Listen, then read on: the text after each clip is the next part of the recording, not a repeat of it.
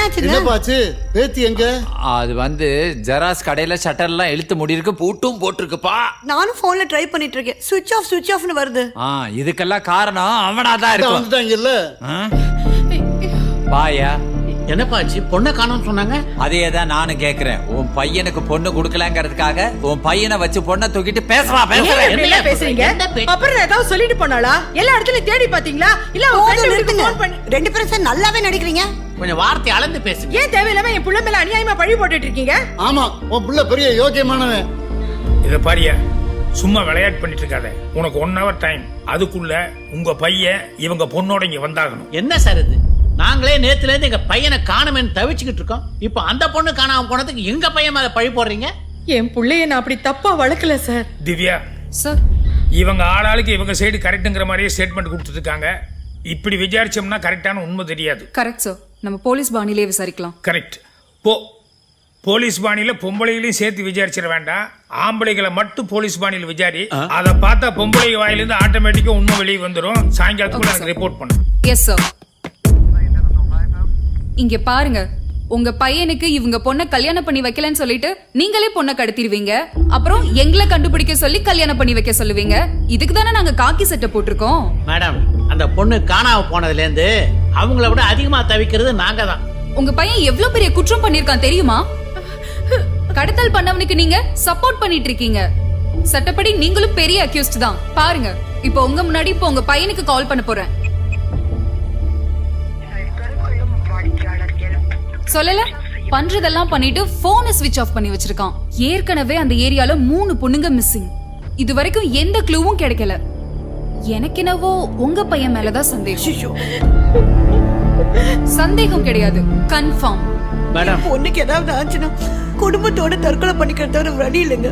அம்மா, என் கண் முன்னாடியே என் பேத்திய தூக்கிடுவேன்னு சொன்னாமா இவன். உனக்கு இந்த பையனை பத்தி ஏதாவது தெரியுமா? இல்ல மேடம், நான் உடம்பு சரியில்லைன்ட்டு ஊருக்கு போயிருந்தேன். ஆனா அபர்ணாவும் வெற்றியும் அடிக்கடி சண்டை போட்டுக்குவாங்க. அதை நானே பார்த்திருக்கேன். இதுக்கு என்ன சொல்ல வரீங்க? உன்கிட்ட பேசாம 10 நிமிஷம் போன் ஆஃப் பண்ணிக்க முடியல. ஆனா நீ இருடி. இனிமே நீயா போன் பண்ற வரைக்கும் நான் இங்கே தான் இருக்க போறேன்.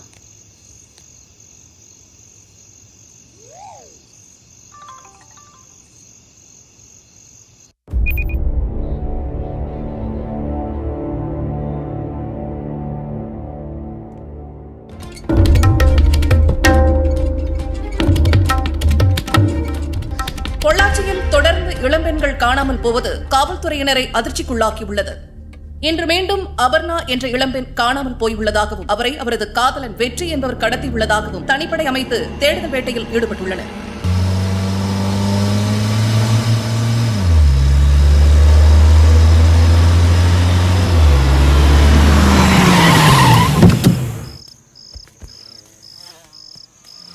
அண்ணா, கொஞ்சம் ஃபோன் தரீங்களா? இவ்வளவு பெரிய வண்டி வச்சிருக்கீங்க, ஒரு போன் கூடவா இல்ல? இல்லண்ணா, ஃபோனில் கொஞ்சம் சார்ஜ் இல்லை. அதான் வீட்டுக்கு போகணும், நேரம் ஒரு செகண்ட்ல தரேன். சரிண்ணா, பேசிட்டாங்க.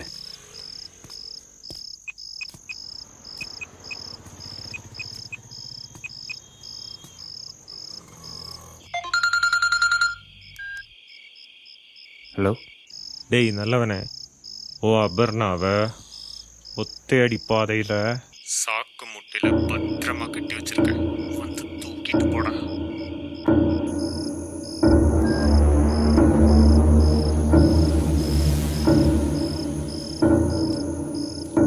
இந்தாங்கண்ணா. பேசியாச்சா? நன்றி. பரவாயில்லப்பா.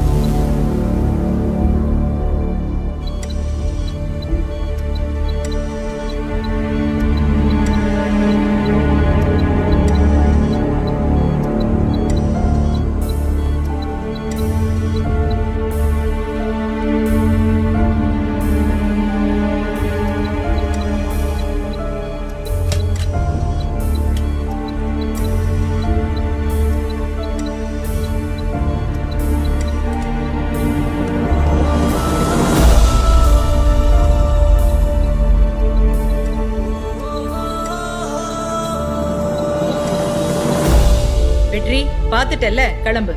அம்மா இத பாரு, ஓங்கி அரைஞ்சிடும் சொல்லிட்டேன். முதல்ல உன்னோட நிலைமையை பாருடா. அவளுக்கு ஏதாவது ஒண்ணு ஆயிருந்துச்சுன்னா நீதான் கொலைகாரன்னு உன்னை உள்ள போட்டிருப்பாங்க. அம்மா நீ அம்மா அப்படி பேசுற? ஆமாண்டா, நான் தான் பேசுறேன். லட்சுமி, உன்னை கல்யாணம் பண்ண நாள்ல இருந்து இன்னி வரைக்கும் உன் மேல நான் கை வச்சதில்ல. அப்படி ஒரு நிலைமை உருவாக்கினாங்க. பின்ன என்னம்மா, வெறுநாய் கடிச்சா கடிச்சு வெறுநாய் தான் கொல்லணுமே தவிர கடி வாங்கினவங்களை கொல்லக்கூடாது. Thank you sir, thank you.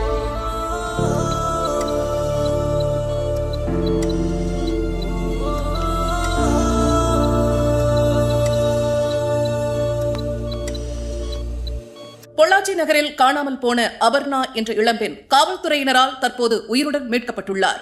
அன்பு மருத்துவமனையில் சிகிச்சை பெற்று வரும் அபர்ணாவிடம் காவல்துறையினர் தீவிர விசாரணையில் ஈடுபட்டுள்ளனர். இந்த வழக்கில் தொடர்புடைய குற்றவாளி விரைவில் கைது செய்யப்படுவார் என்று காவல்துறை வட்டாரங்கள்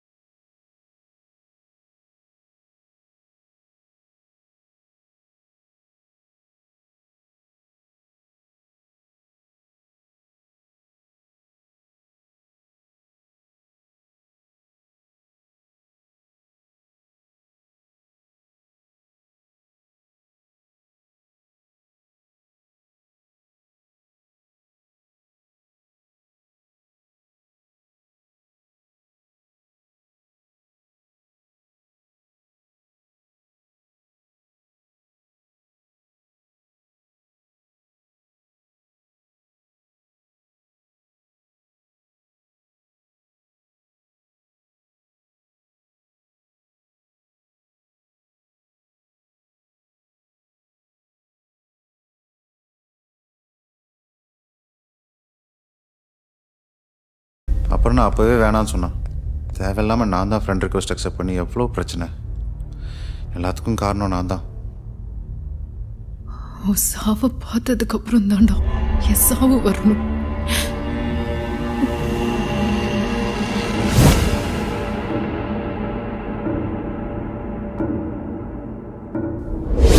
அவனை இதுக்கு முன்னாடி எங்கேயாவது பார்த்துருக்கியா?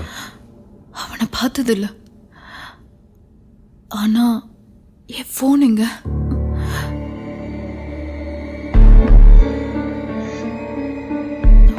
இங்க வா. இது டேனியல் ஐடியில இருந்து எனக்கு ஷேர் ஆச்சு. இந்த பொண்ணோட போட்டோவை அன்னைக்கு அந்த ரூம்ல பார்த்தேன். என் போனை கொடுங்க. இந்த பொண்ணு மீரா தானே? என்ன? இந்த பொண்ணு போட்டோ எப்படி உங்ககிட்ட? ஆல்ரெடி இந்த டேனியல்ன்றவன் என் ஃப்ரெண்ட் லிஸ்ட்ல இருக்கான். ஸோ அவனோட ஐடியில இருந்து தான் எனக்கு இந்த ஃபோட்டோ ஷேர் ஆச்சு. ஸோ அவங்க சேம் தானே? ஆமா. Divya, yes sir.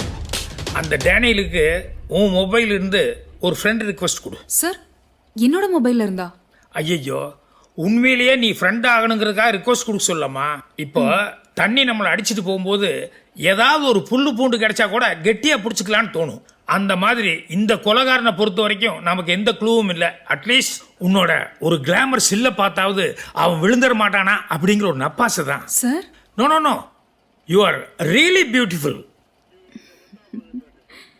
Thank you sir. நான் விழுந்துருவோம் போலுக்கு.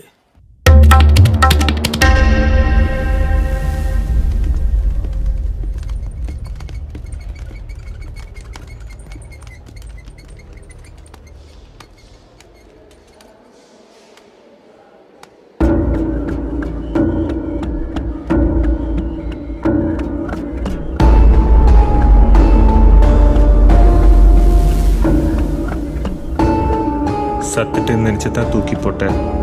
இங்கே வந்து சேஃபாக படுத்திருக்கியடி.